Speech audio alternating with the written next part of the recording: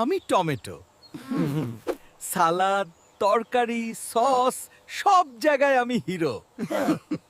কিন্তু আমাকে বেশি খেলেই সমস্যা হতে পারে।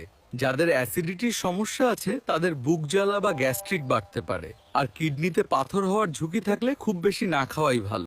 চোখ ভালো রাখতে হলে আমাকে দরকার। আমাকে বেশি বেশি খেলে কিন্তু ত্বক হালকা হলুদ হয়ে যেতে পারে।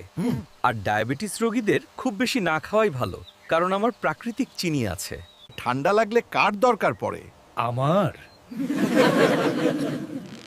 আমি ওষুধের মতো কাজ করি, কিন্তু বেশি হলে পেটে জ্বালা করতে পারি। যাদের রক্ত পাতলা করার ওষুধ চলে তারা আমাকে সাবধানে খাবে।